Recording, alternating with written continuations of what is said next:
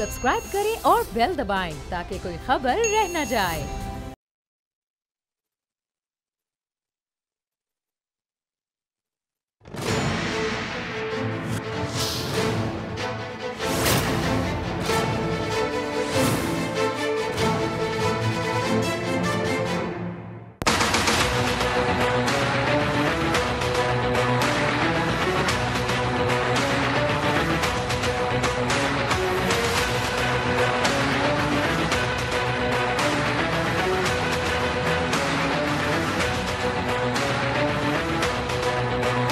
कभी घबराना नहीं है आपने, कभी मुश्किल वक्त से डरना नहीं है। ये मुश्किल वक्त एक कौम की जिंदगी में आते हैं, इससे कभी घबराना नहीं है।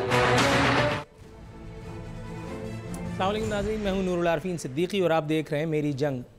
खासा संजीदा मौजू है, लेकिन वो आखिरी वाला लतीफ़ा सुनकर के बेसाख्ता लबों पे मुस्कान फैल गई। कभी घबराना नहीं है। बताइए, मारते भी और रोने भी नहीं देते।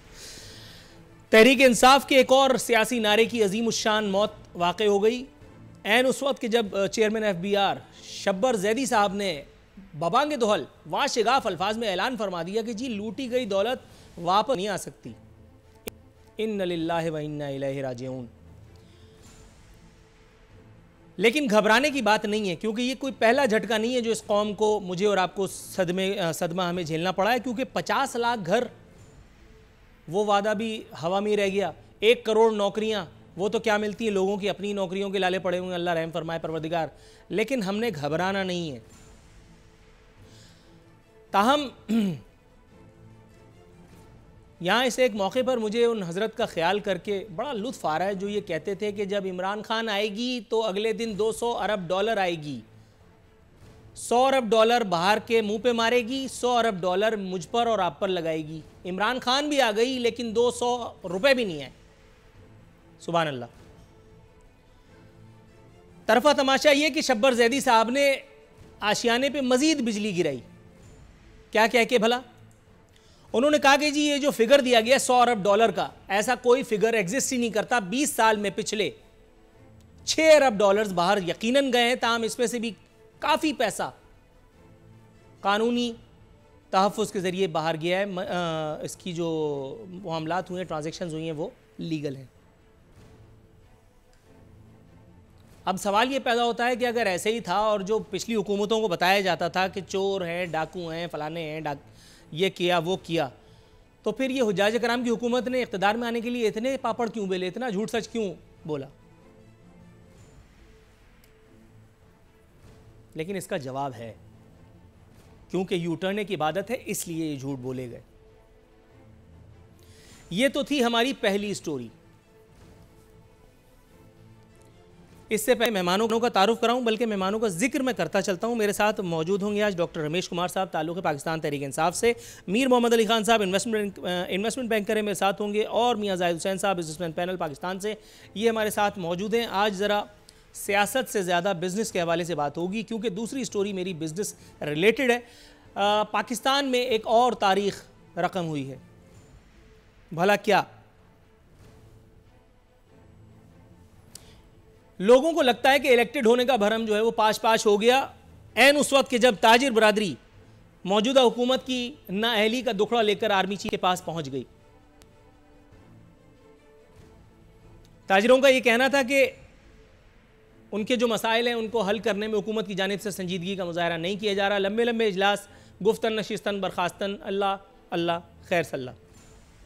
नैब के बारे में भी काफ़ी शिकायत थी, जिसका उन्होंने तज़किरा फरमाया आर्मी चीफ से। आर्मी चीफ ने मसाइल को संजीदगी से सुना, मसाइल के हल की यकीनानी कराई। और उसके बाद रावियान रिवायत का ये कहना है कि हुकूमत की जानिब से संजीदगी के मुजाहरे की बाकायदा यकीन दहानी पर ताजिरों ने आर्मी चीफ के बाद फिर वज़ीर आज़म मौसूफ को शर्फ़ मुलाकात बख्शा। हालांकि बहुत सारे ताजिरों की राय ये थी कि इस तकल्लुफ़ की, इस जहमत की ज़रूरत बाकी नहीं बचती। ताहम इस एक मुलाकात के बाद हुकूमत मज़ीद सुबकी से बहरहाल ज़रूर बच गई, वरना बड़ी रुसवाई होती। वज़ीर आज़म ने अज़राह तफन्नुन, अज़राह शफ़क़त, इनायत ताजिर बरादरी के सर पे हाथ रखा और उन्हें कहा कि घबराना नहीं है। लेकिन इससे पहले कि आप लोग मेरे इंट्रो से घबरा जाएं, मैं अपने मेहमानों पे जाता हूं। मेरे साथ पहले मीर मोहम्मद अली ख़ान साहब, मियां जाहिद हुसैन साहब, रमेश कुमार साहब, तीनों हजरात हमारे साथ मौजूद हैं। हुजूर वाला रमेश कुमार साहब, चलिए पहले आप ही को मैं जहमत देता हूं। सर, कब तक ना घबराएं, अंदाजन कोई टाइम लिमिट, कोई ऐसी चीज़ कुछ तो बताएं, क्योंकि मैं जितनी खबरें देख रहा हूं, जितना अखबारात का मुताला कर रहा हूं, जितना टेलीविज़न देख रहा हूं, जितना स्टैटिस्टिक्स सामने आ रही हैं, मेरा दिल तो बैठा जा रहा है। और उस पर तरफा तमाशा ये कि घबराना नहीं है। हुजूर, मैं इंसान ही तो हूं, एलियन तो नहीं।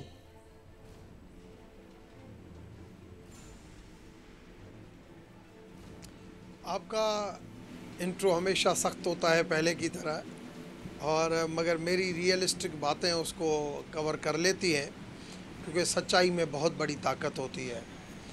एक देखें, जो आपने 2-3 इश्यूज़ को, एक तो आपने बात किया फंड्स के हवाले से, एक वो अमाउंट है जो डिक्लेयर्ड अमाउंट है, एक वो अमाउंट है जो हमें पता है कि ये हमारे पाकिस्तानी लोग हैं जिन्होंने बाहर पैसा रखा हुआ है, एक वो अमाउंट है जो चोरी के सिलसिले से मनी लॉन्ड्रिंग हुआ है।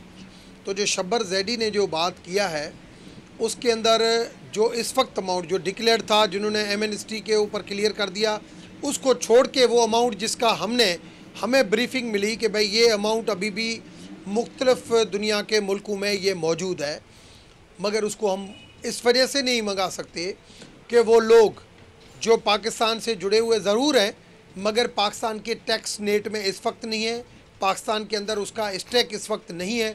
वो पैसे हैं कोई 6-8 बिलियन डॉलर जो हम नहीं मंगा सकते, मगर वो लोग जो मनी लॉन्ड्रिंग के थ्रू जिसके करप्शन के केसेस चल रहे हैं, वो नैब का काम है, और नैब उन चीज़ों को देख रही है कि किस तरीके से उनसे पैसा लिया जाए।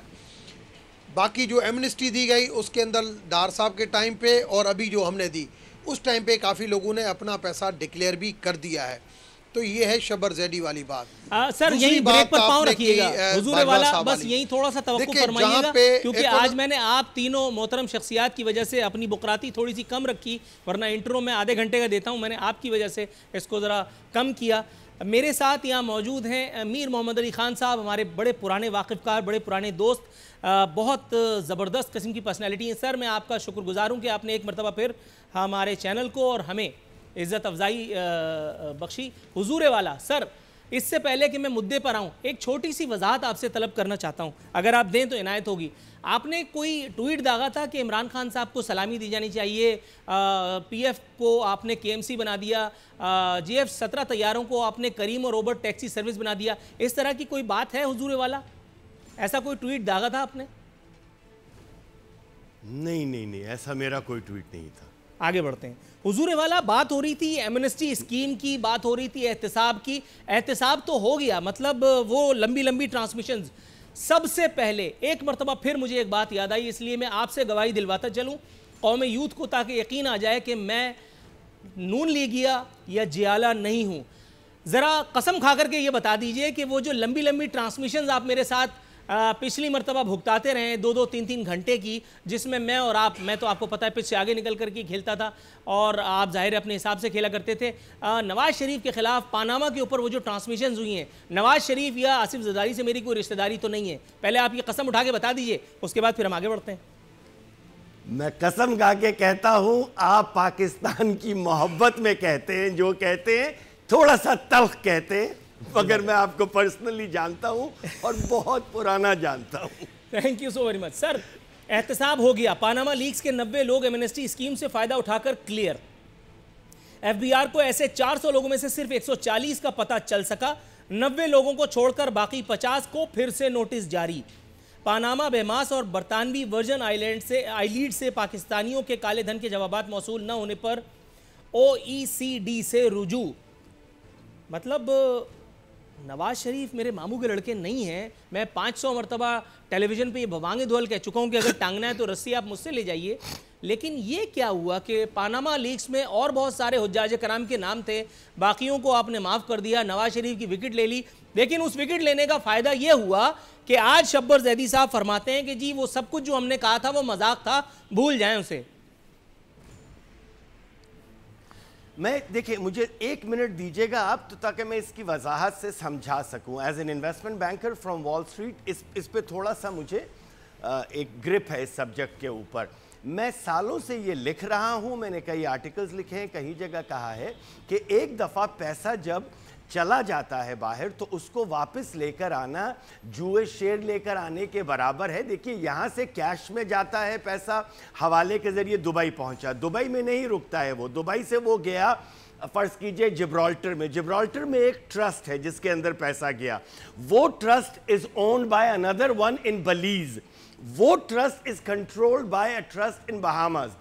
आप सब में पहले तो दुबई तक ही नहीं पहुंच सकते क्योंकि वो बैंक कहेगा जी हमें तो जो पैसा आया है उसमें कोई लिंक है ही नहीं, अगर मैंने करप्शन करनी है तो क्या मैं पैसा अपने नाम पे रखूंगा? ऑफ कोर्स नहीं।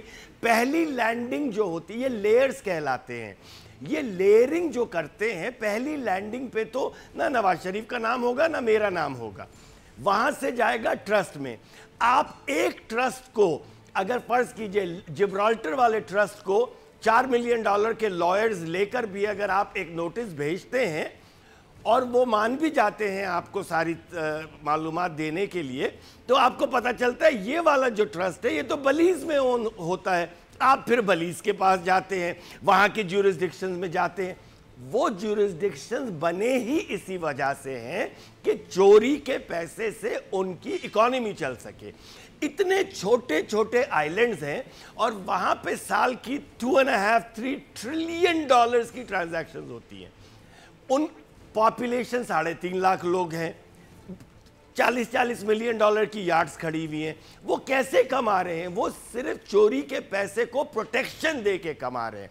मैं पहले दिन से कह रहा हूं कि जो पैसा बाहर चला गया वो कभी वापस आ ही नहीं सकता। अगर आपकी थोड़ी सी भी कोई उम्मीद है तो शायद कोई प्रॉपर्टी पकड़ लें, आप ये फ्लैट पकड़ लें या दूसरी चीज पकड़ लें, वरना जो पैसा बैंकिंग ट्रांजैक्शन के थ्रू गया है वो आ ही नहीं सकता। ये मैं आज नहीं कह रहा हूं, मैं सालों से थोड़ा सा ब्रेक पर पाँव रखिएगा, पहले... क्योंकि आपने मुझे मंजिल तक पहुंचा दिया। अब मैं जाऊंगा यही फुल टॉस लेकर के मियां जाहिद हुसैन साहब के पास। हुजूर वाला, इसका मतलब है कि जो कुछ पाकिस्तानी कौम के साथ होता रहा वो सब मजाक था, या अगर उसे सख्त लैंग्वेज में कहें तो फ्रॉड होता रहा। जो पैसा एक इतना बड़ा इन्वेस्टमेंट बैंकर वो ये बता रहा है कि ये पहले दिन से पॉसिबल ही नहीं है, तो फिर ये नवाज शरीफ का पैसा, ये जरदारी का पैसा, ये नूरुल आरफीन का पैसा, ये जाहिद हुसैन का पैसा, ये इतने बड़े बड़े स्टार प्लस टाइप अमाउंट, ये कैसे पता चल गए थे हुकूमती दानिश्वरों को? क्योंकि ये तो सबको पता था कि इमरान खान ने बनना है वजीर आजम, ये तो सबको पता था कि असद उमर ने बनना है वजीर खजाना। तो इन लोगों को ये हवाई स्टेटमेंट्स दे करके ये मतलब इक़्तिदार में आए, या क्या मामला है? मतलब ये हुब्बे अली में हुआ है सारा काम, या ये बुग़्ज़ मुआविया में ये वारदात रचाई गई है? मैं बोलूँ? जी सर, ये फुल टॉस आप ही के लिए। अच्छा, देखें जी, बात ये है, मैं ये समझता हूँ, एक तो बातें होती हैं सियासी, ठीक है, पंजाबी में हमारे कहते हैं पानी में मदानी, कि आप पानी में उसको जितना मर्जी ब्लो करते रहें उसमें से मक्खन नहीं निकलेगा, ठीक है। तो ये जो बात है कि आज मैं बोल दूँ कि जी $200 अरब आ जाएगा, कल आ जाएगा, परसों आ जाएगा, $600 अरब आ जाएगा, ये मेरी हाइट ऑफ इमेजिनेशन है, मैं जो मर्जी बोल दूँ, ठीक। इसकी कोई अकाउंटिंग नहीं है, कोई देखने वाला नहीं है, कोई पूछने वाला नहीं है। भाई जब पैसा अगर जा रहा था, एक मफरूज़ा है ना कि जी $200 अरब है या 1000 अरब है या पता नहीं कितने 100 अरब है। मफरूज़ों के पीछे हमने कौम को लगा दिया। क्या कोई किसी के पास कोई अकाउंट्स हैं कि जी आपके सिद्दीकी साहब कितने पैसे बाहर हैं या जाहिद साहब के कितने पैसे बाहर? अगर तो आपके पास कोई स्टेटमेंट्स हैं, कोई अकाउंट्स हैं, तो हम अकाउंट टैली कर सकते हैं ना। जब कोई चीज़ है ही नहीं, एक शराब के पीछे हम एक पूरी 20-22 करोड़ लोगों की पब्लिक को लगा दें और उसके पीछे फिर टेलीविजन्स के एयर टाइम जो है करोड़ों रुपए के वो उसके ऊपर खर्च कर दें, तो मैं नहीं समझता कि ये कोई मतलब यूज़फुल कोई डिस्कशन है या जिसमें से कुछ निकलना है। हमने अपनी कौम को इल्यूजन्स पे लगा दिया है। हम क्या कर रहे हैं कि हम डैम बना रहे हैं तो सोशल मीडिया पे बना रहे हैं, हम जो दूसरे तरक्की के काम कर रहे हैं वो सोशल मीडिया के ऊपर काम कर रहे हैं। बात यह है कि हम हक़ाइक़ की दुनिया में हैं कहाँ?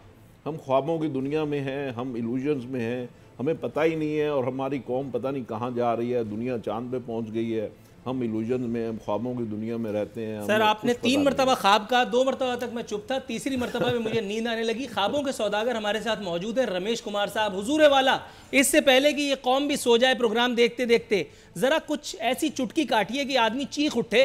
सर ये मुझे बताइए, सर देखें मैंने इतने मतलब इतनी लंतरानी की और आपने डॉक्टर साहब को थोड़ा सा, ताकि मैं क्यों दे दूं ना। जी जी। बात यह है कि जी हकायक हैं क्या? हकायक ये हैं कि जी आप 5.8 पे आपने छोड़ा था, आप 2.7 या 2.4 पे आ गया आपका जीडीपी। आपकी इनकम जो है वो आधी से भी कम हो गई।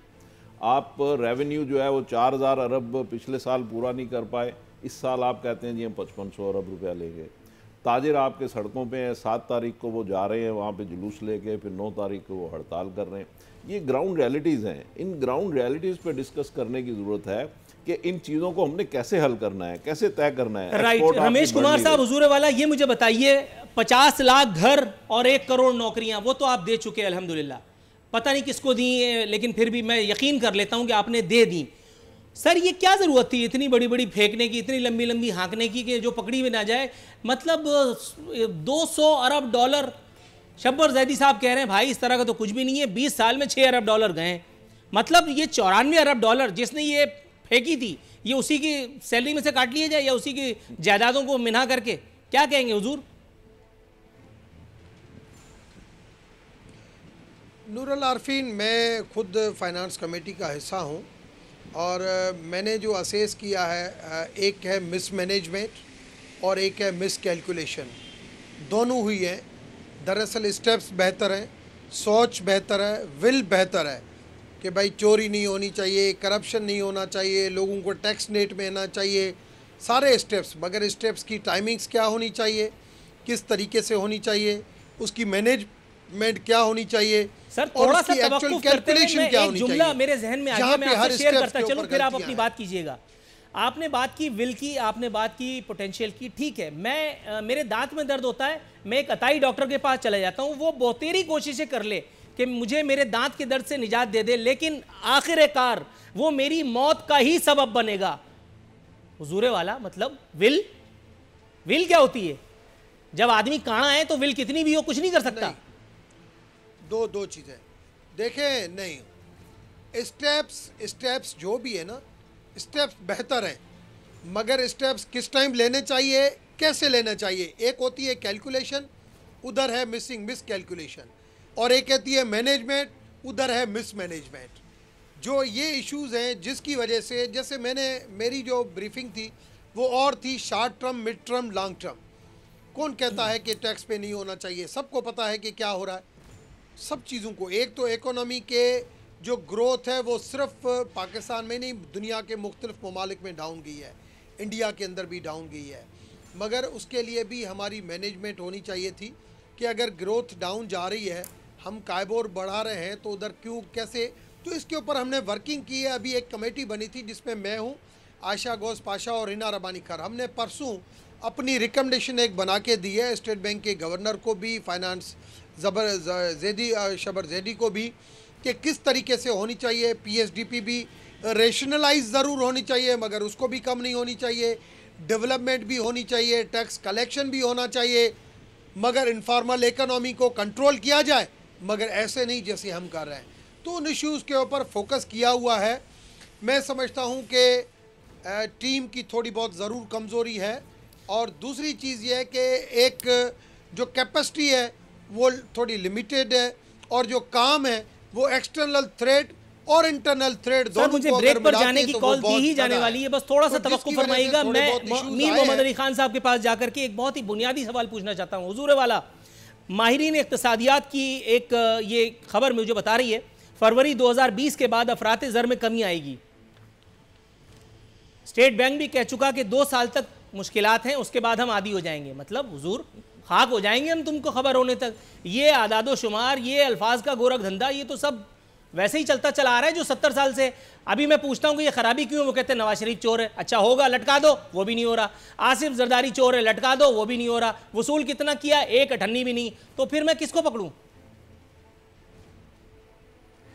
आप मीडिया को पकड़े सब में पहले, बुरा मत मानिएगा मेरी बात का। सब में पहले उनको पकड़े जो गलत खबरें उड़ा रहे हैं। मैं आपसे चंद फिगर्स शेयर करना चाहता हूं।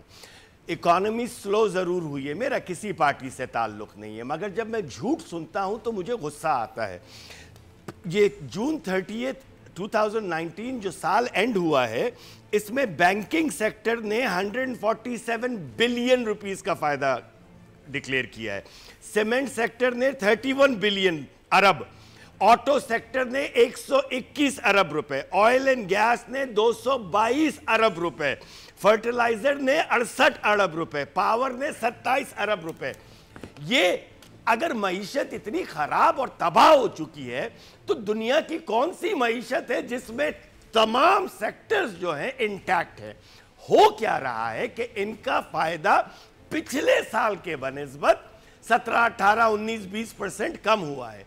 पाकिस्तान के जितने अमीर हैं दुनिया में मैंने कहीं और इतनी नाशुक्री कौम नहीं देखी है। मैं 65-70 ममालिक घूम के आ चुका हूँ, 17-18 में बिजनेस कर चुका हूँ। हम जितना अमीर है इस मुल्क का आदमी उतना बेहिस है और उतना नाशुक्रा है। इंस्टेड ऑफ ये कहने के कि जी इकॉनमी थोड़ी सी खराब है और हमारे प्रॉफिट्स में 20% का वक्फे पे जाना है, कमी वो आई है। आप वो ये बताइए कि जी हम लुट गए। मीर साहब, आपने वो अब्दुल्ला वाला लतीफा सुना है? हम तबाह हो गए और वो लोगों को निकालना शुरू कर देते हैं। सर, आपने अब्दुल्ला वाला लतीफा सुना है या नहीं? कैसे होती है दुनिया में, हर जगह रिसेशन आता है। जी आपने अब्दुल्ला वाला लतीफा सुना है? नहीं सुना। बेगाने दीवाने वाला। मतलब हद हो गई। मतलब आप कह रहे हैं कि तन के कपड़े चले गए, बनियान रह गई, उस पर ही शुक्र मनाऊं। और जो फिगर्स आपने मुझे बताया, मैं तो चक्कर आ गया। आप तो 65 ममालिक जाने के लिए बाकायदा आपने पैसे खर्च किए होंगे, वीज़ा लिया होगा, मेहनत मुशक्क़त की होगी, पैकिंग की होगी। गज़ब खुदा का, अल्लाह ताला आपकी उम्र दराज करे। आपने बैठे बैठे मुझे 65 ममालिक के दर्शन करा दिए इस एक स्टेटमेंट से कि जितने सेक्टर्स आप बता रहे हैं ग्रो कर रहे हैं। ये मीडिया क्या भाड़ झोंक रहा है कि आज तक कोई एक ऐसी रिपोर्ट नहीं, एक सेकंड, नहीं, मैंने आपसे थोड़ा सा तवक्कुफ की दरखास्त अपने मौजूद मेहमानों से, क्योंकि ब्रेक की इमीडिएटली मुझे कॉल दे दी गई है। ब्रेक से वापस आएंगे तो इंशाअल्लाह ताला इस गुफ्तगू को मजीद किसी मंतिकी नतीजे पर पहुंचाने की कोई कोशिश करेंगे। हमारे साथ रहिएगा।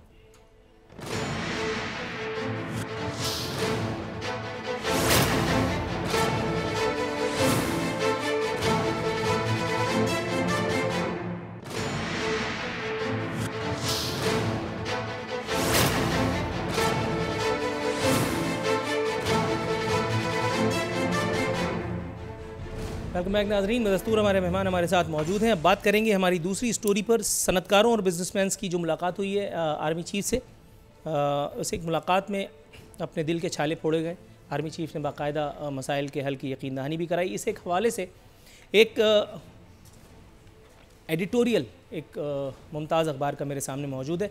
मुख्तसर सा अहवाल इसका आपकी खिदमत में पेश कर देता हूँ, फिर बात करेंगे। बताया गया है कि चीफ ऑफ आर्मी स्टाफ से मुलाकात में कारोबारी अफराद फट पड़े और उन्होंने शिकायत के अंबार लगा दिए। उन्होंने कहा कि सबसे परेशान कुन बात यह है कि हमने जो माल पहले से तैयार कर रखा है उसका कोई ख़रीदार नहीं मिलता। हालात की बेहतरी के हवाले से दूर तक उम्मीद की कोई किरण नहीं। उस पर हुकूमत का रवैया अजीब व गरीब है। कारोबारी अफराद ने आर्मी चीफ को बताया कि नई हुकूमत के आने के बाद से करप्शन का रेट बढ़ गया है। गज़ब खुदा का। इस मुलाकात से वज़ीर आज़म इमरान खान के सीखने के लिए बहुत कुछ है। सबसे अहम बात तो ये कि सब कुछ अच्छा नहीं है और अब पानी सर से ऊपर हो रहा है। दूसरी बात कि अवाम हुकूमत को नाकाम तस्लीम कर चुके हैं और उन्हें अब वज़ीर आज़म इमरान खान और उनकी टीम से कोई उम्मीद नहीं रही है। यही वजह है कि वो अपने मसाइल के हल के लिए दीगर क़ुव्वतों की तरफ मुतवज्जो हो रहे हैं। रमेश कुमार साहब, मैं बिल्कुल नहीं इसे एक आइडिया को बाय करता। मुझे लगता है कि ये बहुत ज़्यादा एग्जैजरेशन से काम ले करके और ये सूरत-ए-हाल को मज़ीद खौफनाक पोर्ट्रे किया गया है। हुजूर, मैं अगर आपसे पूछूं तो सिविल बालादस्ती की बातें और फलाना और ढिकाना और ये और वो, और अगर वो ताजिर वापसी में लिफ्ट ना कराते मिसाल के तौर पे, वो दोबारा शर्फ मुलाकात ना बख्शते और आपको एक पॉलिसी स्टेटमेंट देने का मौका ना मिलता कि जी इंशाअल्लाह बेहतर हो जाएगा और घबराना नहीं है वही, तो फिर कितनी सुबकी होनी थी हुजूर वाला? मतलब क्या कहेंगे, कुछ थोड़ा सा मुख्तसर अगर कहें आप।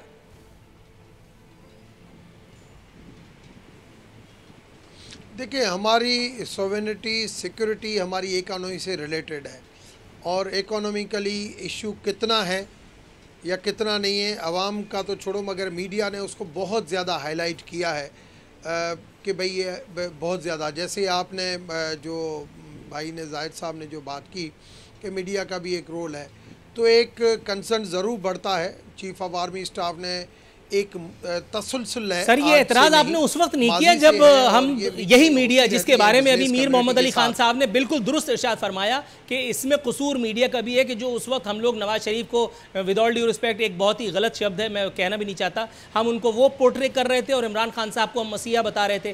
तो उस वक्त वो सब सही था, अब सब कुछ गलत है, क्योंकि अब जो है वो मतलब मीठा मीठा आप कड़वा कड़वा थू। नहीं, मैं आ रहा हूँ, मुझे आप बात करने दो ना पहले। आ जाए नूरुल आरफीन, हर बंदे के plus minus positive negative issues ज़रूर होते हैं, चाहे मीडिया है चाहे गवर्नमेंट है। एक तो हमारे पास सियासत जो इबादत होती है, सियासत जो खिदमत होती है, वो यहाँ पे हमारे पास है अदाकारी। जब आदमी गवर्नमेंट की साइड पे होता है तो दूसरी बात करता है, अपोजिशन की साइड पे होता है दूसरी बात करता है। मगर आप मुझसे बहुत पुराने वाकिफ़ हैं, 17 साल से मैं जो है वो पॉलिटिक्स में भी हूँ, पार्लियामेंट के अंदर भी हूँ, मगर आपने मेरी डायरेक्शन देखी है, हक और सच की मैं बात करता हूँ, कभी भी गलत चीज़ों को सपोर्ट नहीं करता। चीफ ऑफ आर्मी स्टाफ से मिलना, चीफ ऑफ आर्मी स्टाफ का बिज़नेस कम्युनिटी को बुलाना, ये तसलसल आज से नहीं है, माजी से चलता आ रहा है। PMLN के टाइम पे भी मुलाकातें होती थी, मगर इस मरतबा बिज़नेस कम्युनिटी ने अपने कंसर्न थोड़े से ज़्यादा शो किए, जिसकी वजह से फाइनेंस मिनिस्टर और FBR जो है वो भी साथ थे कि भाई अगर आपके इश्यूज़ हैं, ये इतना शोर शराबा है क्यों है, तो जिसकी वजह से बैठे। मगर मैं आपको बताऊं, FBR के हवाले से उन्होंने जो बात की वो बात की ROP रिफ़ंड पेमेंट की बात की कि हमारे सेल्स टैक्स रिफ़ंड नहीं मिलते, और उन्हें बताया वो तो वैसे भी मिल रहे हैं, 30 अक्टूबर तक जो माजी के हैं वो क्लियर हो जाएंगे। दूसरी बात थी कि एक्सचेंज रेट और ये स्टेट बैंक के इश्यूज़ थे कि भाई क्या होगा, पॉलिसी रेट क्या होगा, बिज़नेस कम्युनिटी के हवाले से ये सारे ग्रीवेंसेस। FBR के बंदे भी मौजूद थे, फाइनेंस मिनिस्टर भी मौजूद थे, सिक्योरिटी के हवाले से। मागी रही बात, आप मुझे बताएं, सीमेंट फैक्टर है, इंडिया ने 200% ड्यूटी लगा दी है, अफ़गानिस्तान के अंदर डेवलपमेंट बंद है, लाजमी है 30% डाउनग्रेड जाएगा। मलिक रियाज कहता है कि मुझे अगर पाकिस्तान दे दो मैं यूरोप बना दूंगा। भाई किसने रोका है? आप अगर कोई भी डेवलपमेंट करते हैं, कोई ऐसा प्रोपोज़ल है तो इमरान खान तो नहीं रोकता।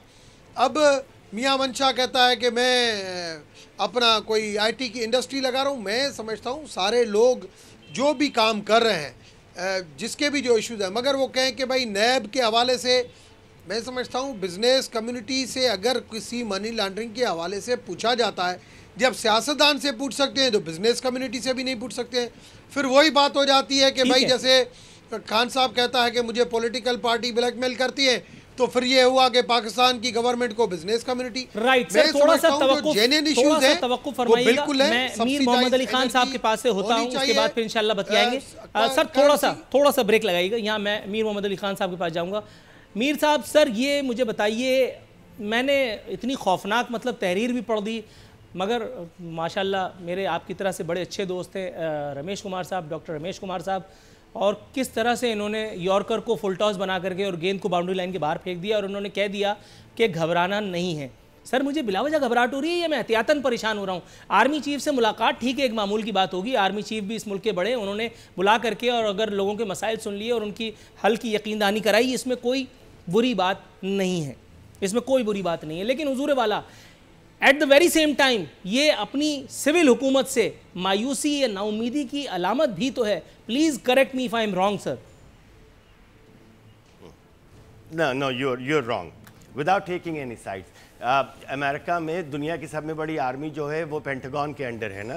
पेंटागन का डिफेंस बिजनेस बोर्ड है 78 ईयर्स से, साल में 6 दफ़ा मिलते हैं पेंटागन के ऑफिशियल्स, उनका army chief, navy chief, air force cheap and सारे अमेरिका के बिजनेसमैन, जिसके अंदर सेक्रेटरी ऑफ ट्रेजरी भी होते हैं, होमलैंड वाले अब आने लगे हैं, दूसरे भी आते हैं। कहने का मकसद ये है कि हम हर चीज़ को out of proportion blow out कर देते हैं। ये एक सेमिनार था, और मैं आपको अंदर की क्या मैं आपको बता रहा हूँ, ये एक सेमिनार था जिसका इंटरप्ले और relation between security, environment and economy, number 1।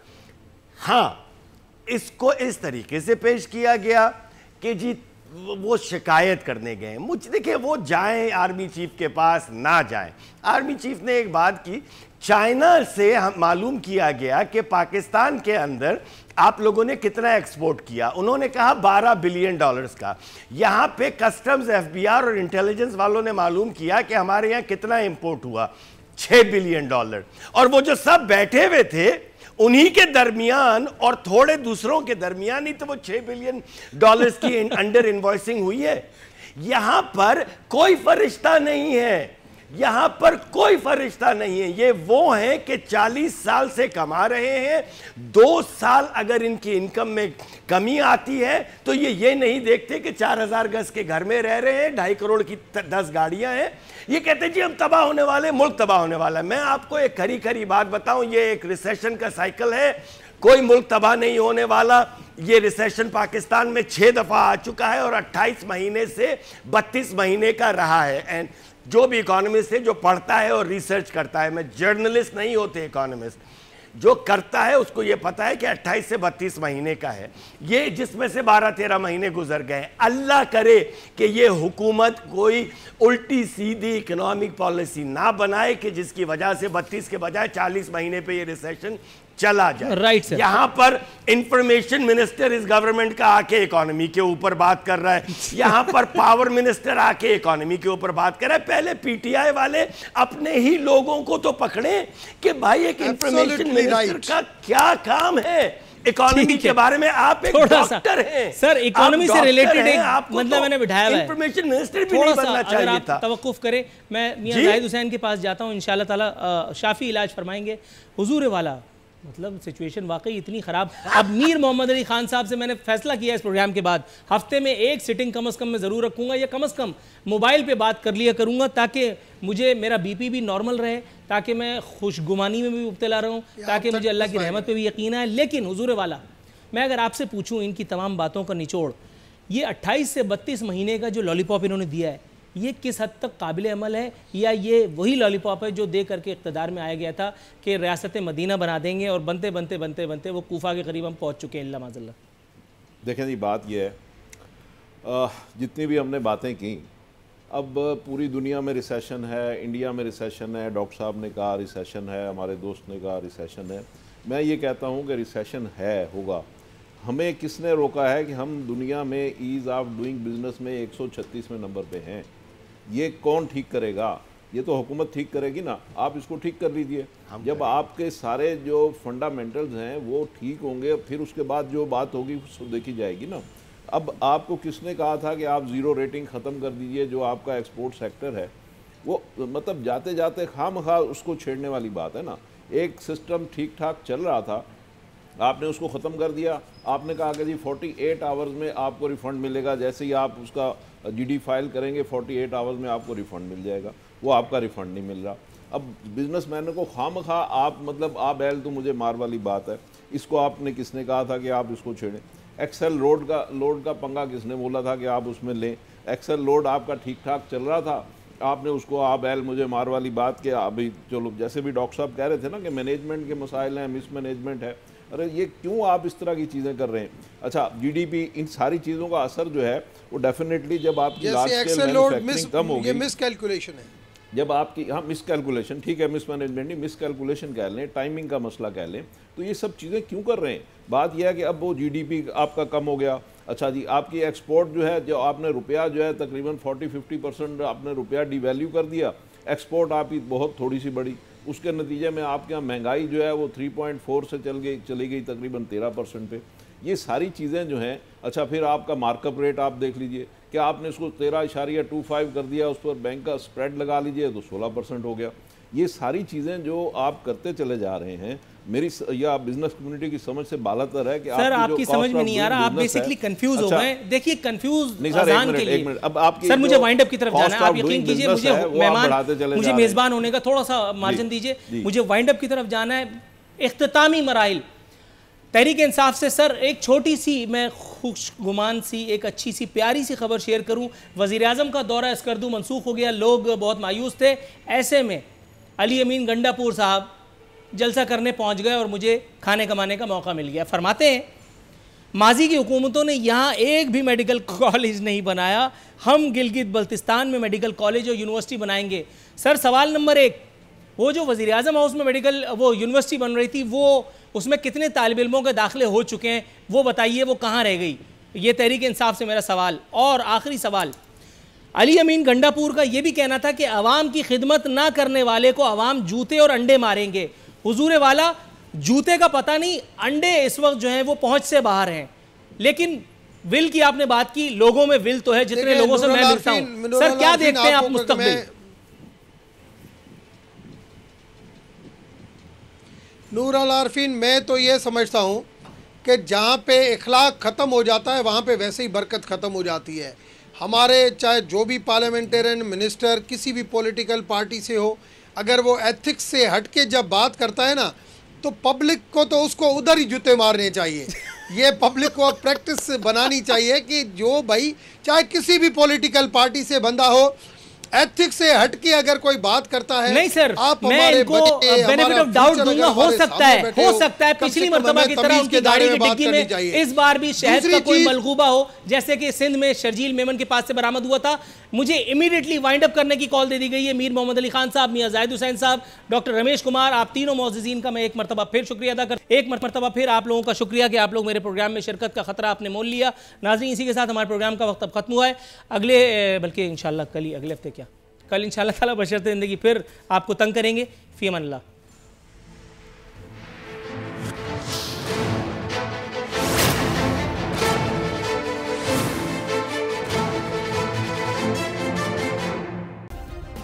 Subscribe करें और बेल दबाएं ताकि कोई खबर रह न जाए।